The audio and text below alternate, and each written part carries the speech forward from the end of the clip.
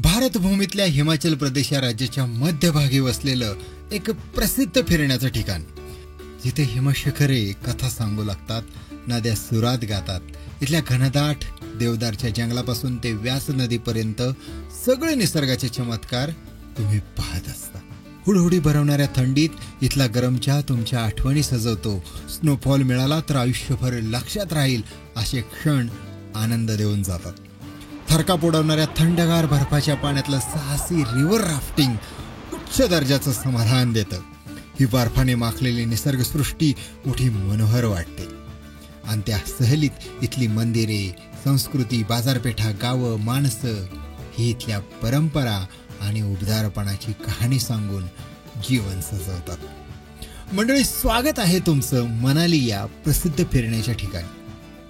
या एपिसोडमध्ये मनालीमधली फिरण्याची ठिकाणं, इथे घ्यावयाची काळजी, कपडे, खर्च, खाद्यपदार्थ, प्रवास या सर्वांची सविस्तर माहिती मी देणारी ही एक सिरीजच असणार आहे अनेक भागांची. तेव्हा पाहत राहा आपला चॅनल सोमनाथ नागवडे. या चॅनलवर नवीन असाल तर फिरण्याच्या ठिकाणांची सगळी माहिती देणारा हा चॅनल आहे, तेव्हा सबस्क्राईब करायला विसरू नका. चला तर मनालीला.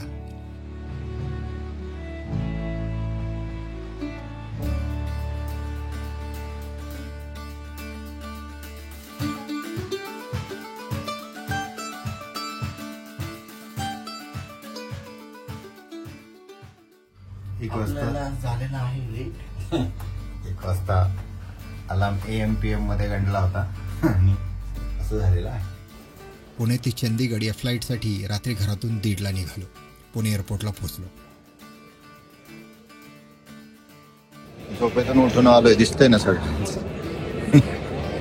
सकाळी येऊन आता चहा, कॉफी असं प्रकार नाही. 2 कॉफी आणि 1 चहा, 570 रुपये. जोरदार बुरदंड असतो एअरपोर्टला. हे कुठेतरी थांबलं पाहिजे राव. काय वाटतं तुम्हाला?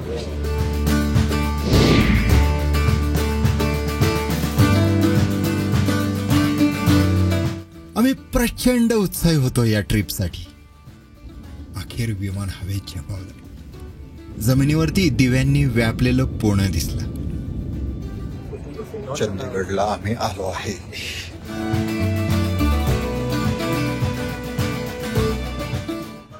गायची वाट बघतोय. फायनली आम्ही निघालो. आता आम्ही कसे निघालो तर आमचा लेह लडाखचा अनुभव चांगला असल्यामुळे आम्ही शिमला कुलू मनाली या ट्रिपचं पॅकेज सुद्धा चल बंजारे या टूर ऑपरेटर कडूनच घेतलं होतं. हे पॅकेज चंडीगड टू चंडीगड असं होतं आणि ती आम्हा तिघांसाठी एकूण 98,000 इतकं आम्ही पॅकेज डील केलं होतं. याची सर्व माहिती मी तुम्हाला व्हिडिओच्या खाली डिस्क्रिप्शनमध्ये देत आहे, ती नक्की पहा किंवा चलबंजारे.com वरती जाऊन तुम्ही अधिक माहिती घेऊ शकता. त्यामुळे पॅकेज डीलनुसार मारुती आर्टिगा या गाडीने आम्ही मनालीकडे प्रवास सुरू केला. म्हणजे आपण मनालीकडे जाताना आपल्याला सुंदरनगर लागतं आणि सुंदरनगरचं हे सुंदर लेक आहे.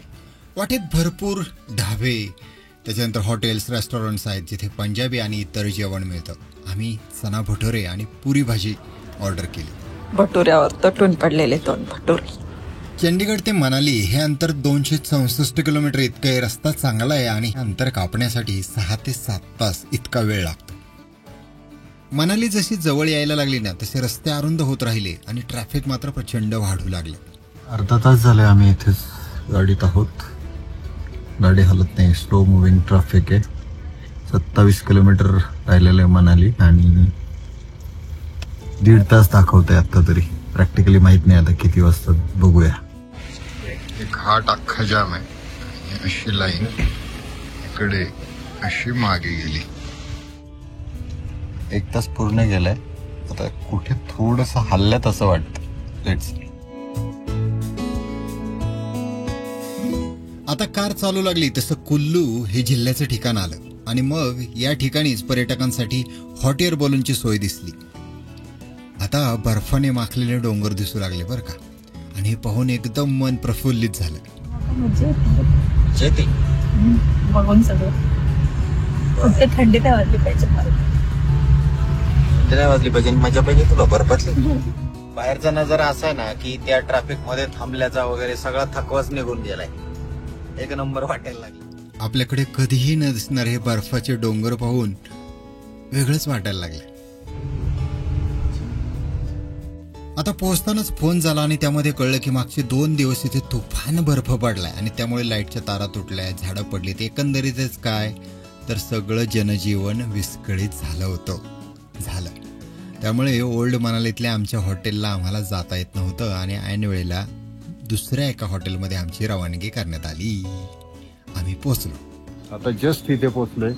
हॉटेल आहे आणि ह्या हॉटेलमधून आता इथे गाडीतून सामान काढून गाडी आत नेता येत नाहीये. आता हॉटेलच्या रूममध्ये चेक इन केलं.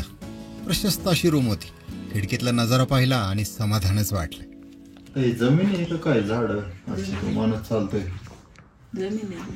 रूम मध्ये आलो तशी जास्तच थंडी वाजायला लागली. माहित नाही का आमची मम्मी थंडी गारठलेली आहे. काय व्ह्यू आहे. असं सुंदर वातावरण आहे. आम्ही आता इथे पोहोचलोय रूम मध्ये. रूमच्या बाहेरची गॅलरी आणि गॅलरीतला व्ह्यू बघा. खाली बघा, खाली दिसलं, खाली बर्फ बघा आणि वर छतावरून पाणी पडतंय, बर्फ वितळ्याचं पाणी पडतंय. आता हाईट अशी आहे की गेले 3 दिवस झाले मनालीमध्ये लाईट नाहीयेत. त्यामुळे 6 वाजता जनरेटर सुरू होणारे. आता दुपारचे 4 वाजलेत. कसा बसा हॉटेलच्या एंट्रीला रस्ता करून आम्ही आतमध्ये आलोय आणि आत आल्यानंतर आम्हाला कळालं की लाईट नाहीये. 6 वाजता जनरेटर सुरू होणार आहे. जनरेटर वरती ही रात्र काढायची आहे आणि आता संध्याकाळच्या 5:30-6 वाजता बघा असा माहोल आहे सगळा. हे दोघं तर फोटोमध्ये गुंतलेले. इतकं सुंदर आहे ना, डोंगराला बर्फाने माखलेलं पाहताना खूप भारी वाटतंय. हे जनरली आपल्याला पाहायला मिळत नाही ना महाराष्ट्रामध्ये. आपण आता इथून पुढे मनाली, त्याच्यानंतर सिमला, कसोल हे सगळी ट्रिप करणारे पुढचे 7 दिवस. त्यामुळे भरपूर काही कॉन्टेंट असणार आहे, खूप सारी इन्फॉर्मेशन असणार आहे. त्यामुळे आपला व्हिडिओ, प्रत्येक व्हिडिओ मनालीची माहिती देणारा शेवटपर्यंत पाहायचा आहे तुम्हाला. मंडळी, अशा ट्रिपमध्ये काही होऊ शकतं, तेव्हा तुमची मानसिकता तशी तयार असली पाहिजे. आपण जास्तीत जास्त एन्जॉय करायचं हे जर ठरवून आलेलो असेल तर मग बाकीच्या कुठल्याही गोष्टींनी फरक पडत नाही. आम्ही तेच केलं. इथल्या हॉटेलच्या गॅलरीतून समोरच्या जमिनीवरची पानगळती झालेली सफरचंदाची झाडं, बर्फाने माखलेली जमीन आणि काही रहिवासी दिसले. आता हॉटेलमध्ये सेट झालोय, पण काय काय झालंय तुम्हाला रूम मध्ये दाखवतो. आता इकडे एक्स्ट्रा बेड टाकलेलं आहे. इथे ऋषी चार्जिंगला लावले आणि इथे बघा हीटर लावलंय आणि मॅडम हीटरला शेकत बर्फ पाहत बसलेत बाहेर. काय होते मस्त वाटतं हीटर जवळ असल्या. हो का, एकदम. हीटर बंद करू नको. जिओला LTE रेंज आहे, त्यामुळे इकडे इंटरनेट चालतं. पाणी खूप थंड असतं, सगळं थंड आहे एकदम हीटर शिवाय. आणि हीटरला विशेष म्हणजे एक्स्ट्रा चार्ज आहे. इकडे हीटरसाठी 500 रुपये एक्स्ट्रा द्यावे लागतात रूमला मनालीत आल्यानंतर. हे मला आजच कळले. पॅकेजमध्ये डिनर इन्क्लूड असतं. त्याप्रमाणे व्हेज आणि नॉनव्हेज बफे डिनरची व्यवस्था प्रत्येक ठिकाणी असते. त्याप्रमाणे आम्ही छान जेवण केलं. जेवणानंतर शतपावली करायचं ठरलं. आपण राहतोय DNS हॉटेल्स. जुनं अचानक पाऊस पडल्यानंतर आपल्याकडे कशी त्रेधा तिरपीट उडते, अगदी तसंच बर्फाने इथलं जनजीवन विस्कळीत केलं होतं. पुढच्या दिवशीची मस्त सकाळ झाली. काय दिसतंय आता तिकडे सूर्य आलेला आहे, पण हे व्हॅल्यू मध्ये मनाली असल्यामुळे, दरीमध्ये आम्ही असल्यामुळे इकडे प्रचंड सावली आहे किंवा अजून ऊन पडलेलं नाहीये आणि म्हणून जास्त गारे. आणि आजचा पहिला व्लॉग असणार आहे. या व्लॉगमध्ये आपण मनालीमध्ये काय काय लोकल साईट सीइंग करता येणार आहे ते पाहणार आहोत. तेव्हा आज आपल्याला मनालीची सैर करायची. वेदर चांगला आहे. आता बाहेर -5 डिग्री सेल्सिअस इतकं तापमान आहे आणि या वातावरणामध्ये मनाली पाहण्याचा एक रोमांचक अनुभव आम्ही आता घ्यायला जाणार आहोत.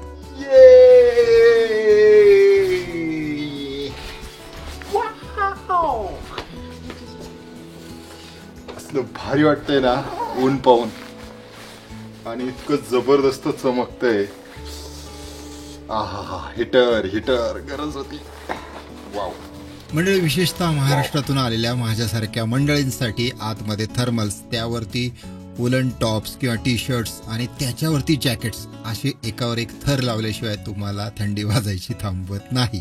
आम्ही तेच केलं. फोटोग्राफीमध्ये जी अत्यंत महत्वाची मानली जाते ती बॅकलाईट इतकी सुंदर मिळते. बर्फामध्ये ऊन पडल्यानंतर नजारा कसा दिसतो आज मी पहिल्यांदा पाहिलंय. सॉलिड दिसतो. इतका वेळ एकदम सावली होती या दरीमध्ये आणि लख्ख ऊन पडलं. इतकं चमकतंय, इतकं जबरदस्त वाटतंय. पाहणं पण इतका भारी अनुभव आहे आणि तो आम्ही अनुभवतोय. तो असं वाटतं एकदम. आता साईट सिंगला जायचं, पहिला नाश्ता करायचा. तोपर्यंत सकाळच्या सुंदर सूर्यप्रकाशात आपल्या ड्रोनमधून टिपलेली ही मनाली पहा.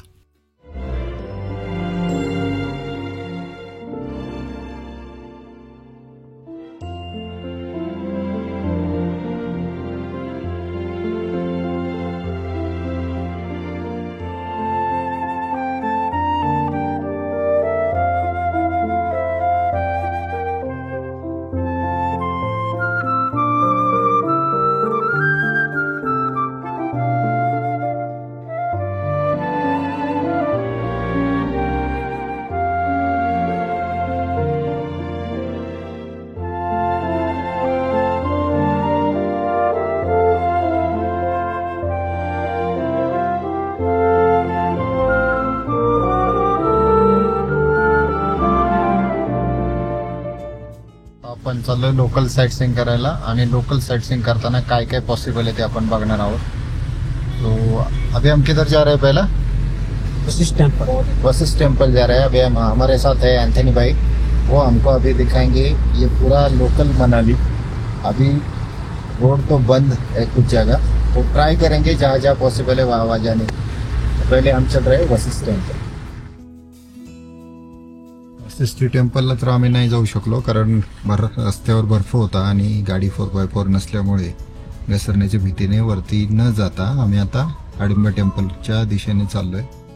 जरासं उंचावरचं गरम पाण्याच्या झऱ्यासाठी प्रसिद्ध असणारे वशिष्ठ ऋषींना समर्पित असणाऱ्या गाव आणि त्यांचं मंदिर आम्हाला पाहता आलं नाही. इथून पुढे जोगिनी नावाचा एक धबधबा पण आहे, ते सगळं पाहायचं राहील. आता आम्ही हाडिंबा टेम्पलसाठी ट्राय केलाय. तिथेही प्रचंड ट्रॅफिक जाम होतं. मग आम्ही जवळच्याच वनविहारला जायला पसंती दिली. मंडळी, वनविहार नॅशनल पार्क हे मनालीतल्या मॉल रोड समोरचं एक लोकप्रिय पर्यटन स्थळ आहे बरं का. जिथे लोक गगनाला भिडलेली देवदारची उंच झाडी, पक्षी आणि फोटोग्राफी करायला एकदम उत्सुक असतात. इथल्या निसर्गरम्य वातावरणात भरपूर अशा खेळण्या बागडण्याच्या जागा आहेत.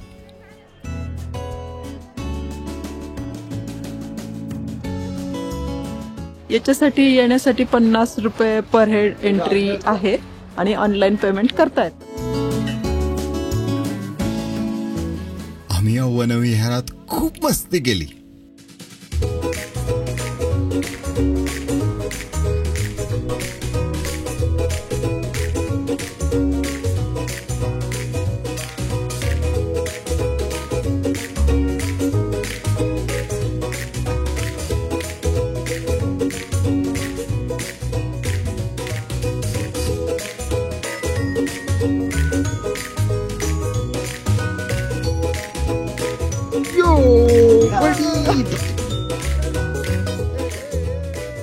मनाली मधला वनविहार उद्यान काय मस्त होतं हे सगळं सांगू. आणि इथूनच थोडस पुढे गेलो ना तर काही झाडांवरून वितळलेलं बर्फ पडताना दिसत होतं. आणि इकडे असं सूर्य आहे, सूर्याने वरचे झाडावरचे बर्फ वितळतोय आणि मग तो असा अंगावर पडतोय. दिसलं? सूर्याच्या प्रकाशामध्ये जेव्हा ती सकाळी चमकायला लागतात ना त्यावेळेला पृथ्वी एकदम सुंदर, म्हणजे हा जो निसर्ग आहे अतिशय सुंदर दिसायला लागतो. आणि तसं काहीसं इथे झालेलं आहे. आता आम्ही मॉल रोडला जाणार आहोत. आज लोकल साईट सीइंग करायचे, 2-3 मंदिरं पाहायला गेलो पण पाहता आली नाही कारण खूप ठिकाणी बर्फ आहे, गाडी घसरते. त्यामुळे आता आम्ही इथून पुढे मॉल रोडला जाणार आहोत. तिथे काय काय मिळते, काय खरेदी करणार आहोत ते आपण पुढे पाहणार आहोत. बर्फामध्ये येताना तुम्हाला जेव्हा ऊन पडलेलं असेल त्याला जास्त हार्श ऊन जाणवतं. त्यामुळे गॉगल्स असले पाहिजेत. सो गॉगल्स नक्की जवळ ठेवा.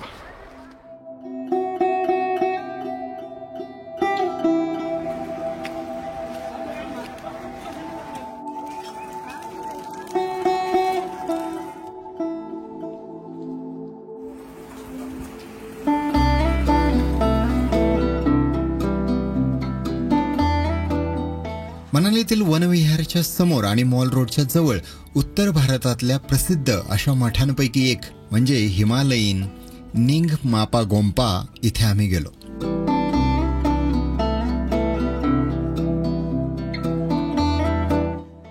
तिथे जाऊन आम्ही या मठाला भेट दिली, आजूबाजूचा परिसर पाहिला आणि प्रसन्न वाटलं.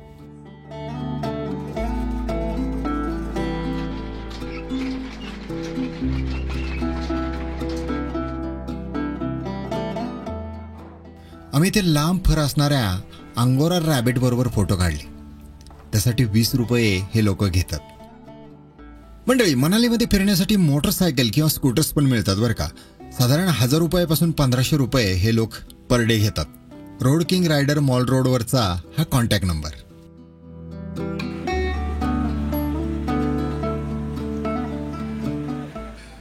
आता आम्ही मॉल रोडच्या दिशेने चालू लागलो. ये फुल डिजाइन है, इसमें बॉर्डर वाला ये भी आएगा, ये बॉर्डर वाला. इसमें थोड़े कलर चाहिए थे जैसे हे कॅप कितने का है? 150 100 अलग अलग है. आता मॉल रोड बोले तो फुल टू शॉपिंग धमाल. हे म्हणजे शॉपिंग वाल्यांचं आवडतं ठिकाण. इथे दुकानं, हॉटेल्स, रेस्टॉरंट्स, हस्तकलेची दुकानं, चपला, कृत्रिम दागिने, तिबेटियन मार्केट अशी सगळी व्यवस्था आहे. त्यामुळे फिरायला आणि आजूबाजूचे नजारे पाहायला छान वाटते. जेवायला आलोय आम्ही आता इथं रोडला पंजाबी ढाबा. आम्ही थाळी ऑर्डर केली. पंजाबी थाळी इथे चांगलीच मिळते. गरम गरम शेवटी गरमागरम दूध, मलाई मार्के वगैरे झालं.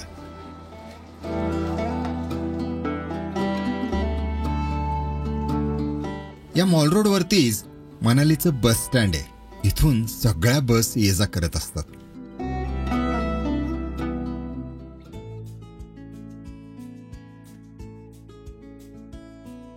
आता दुपारनंतर मागच्या बाजूने हाडिंबाकडे जायला निघालो.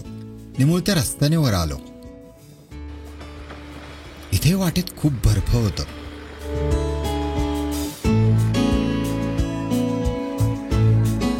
मंदिराच्या दिशेने चालू लागलो. आता पायऱ्यांची चढण सुरू झाली.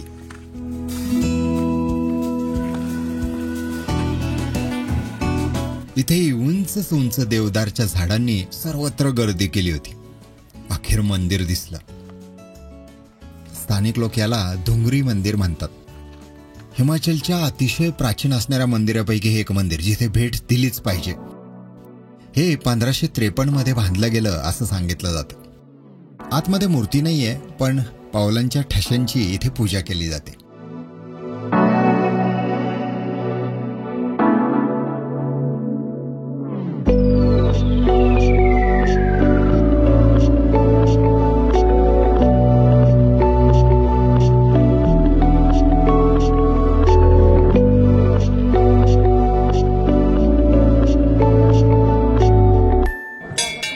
आगळ्याच थाटणीचं दगड आणि लाकडांच्या मदतीने उभं असणारं हे मंदिर भीमाची पत्नी हाडिंबा हिला समर्पित आहे बरं का. या पॅगोडासारख्या दिसणाऱ्या मंदिरात जाऊन आम्ही दर्शन घेतलं. इथे महाराष्ट्रातील सहलीला आलेले डॉक्टर लोक भेटले. मंडळी, आम्ही हाडिंबा टेम्पलला आलोय मनालीतल्या. आणि या टेम्पलला पाहून आपल्याला लक्षात येतं की अतिप्राचीन असं मंदिर आहे. खूप काल स्नोफॉल झाला, त्यामुळे वरती येणं सगळे रस्ते बंद होते. त्यामुळे रस्त्याला येण्यासाठी ट्राय केला, पण येऊ शकलो नाही. आणि त्यामुळे आम्ही मागच्या बाजूने क्लब हाऊसकडे जाणाऱ्या रोडने वरती चढलो आणि तिथून चालत चालत बर्फातून या टेम्पलला पोचलो. पोचल्यानंतर पाहतो तर काय अतिशय सुंदर असं अतिप्राचीन मंदिर आहे. आणि पाहून एकदम थकवा गेला. ही जंगल, ही झाडं पाहून एकदम जबरदस्त वाटतं. इकडे बाग पण आहे जिकडे मागे जाता येईल. सगळं आच्छादलंय बर्फाने. त्यामुळे पूर्ण पांढऱ्या बर्फामध्ये उंच झाडांमध्ये फिरणं हा पण एक मस्त अनुभव असू शकतो. त्यामुळे हे हाडिंबा टेम्पल बघणं, इथं दर्शन घेणं प्रसन्न आणि आजूबाजूची सिनरी पाहणं याच्यासाठी आपण इथे येऊ शकतो. मनालीतला नक्की पाहायला पाहिजे असा स्पॉट आहे. आणि इथपासून पुढेच गेल्यानंतर तुम्ही ओल्ड मनालीमध्ये छान कॅफेज आहेत जिथे फॉरेनर लोक असतात, कमी लोक असतात. तिथे तुम्ही छान एन्जॉय करू शकता. आता आपल्याला तिकडे जायचंय. चला पाहत राहा आपला चॅनल सोमनाथ नागवडे. आम्ही पुढे निघालो. इथून थोडंसं पुढे आलो मित्रांनो इथे हिमाचल एक म्युझियम आहे, Himachal culture and folk art म्हणून. तुम्ही इथे व्हिजिट करू शकता. आणि चला अजून पुढे वॉक करू. चला. इथूनच पुढे गेलो की आपण भीम आणि हाडिंबाचा पुत्र असणाऱ्या घटोत्कचाचं एक छोटंसं पूजास्थान आहे. इथेच एक म्युझियम पण आहे. हे सगळं आम्ही पाहिलं आणि आम्ही उतरण्यासाठी निघालो.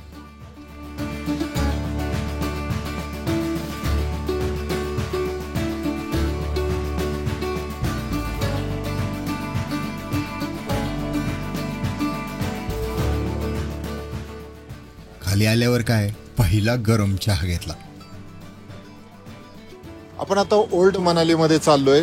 हा इथून जिना आहे आणि जिन्यावरून खाली नदी दिसते. नदीवर पूल आहे आणि नदीच्या पुलावरून गेल्यानंतर ओल्ड मनालीतलं क्लब हाऊस म्हणून हा फेमस एरिया आहे. तिथे आपण आता फिरायला आलेलो आहोत. तिथेच गाडी लावलेली आहे अँथनीने आणि आम्ही हडिंबा टेम्पल पासून खाली उतरतोय. तिथून आपल्याला इकडे जायचंय. चला. ओल्ड मनालीचा एरिया थोडासा ट्रॅडिशनल आणि हिप्पी वाईब्स असणार आहे बरं का. ही शांतताप्रिय ओल्ड मनाली व्यास नदीच्या काठावरच्या कॅफेसाठी प्रसिद्ध आहे. इथे खूप सारे कॅफे आहेत. आम्ही हे सगळं पाहायचं ठरवलं. या ओल्ड मनालीची चहलपहल मोठी सुंदर होती. नदीच्या पाण्याचा मंजूळ नाद आणि बर्फाने आच्छादलेले काठ, घराची छतं अंधुक प्रकाशात मोठी मोहक दिसत होती.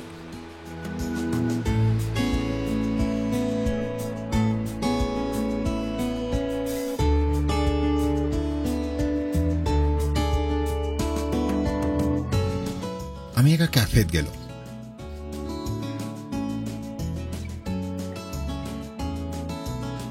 बॅकग्राऊंडला इंग्रजी गाणी सुरू होती.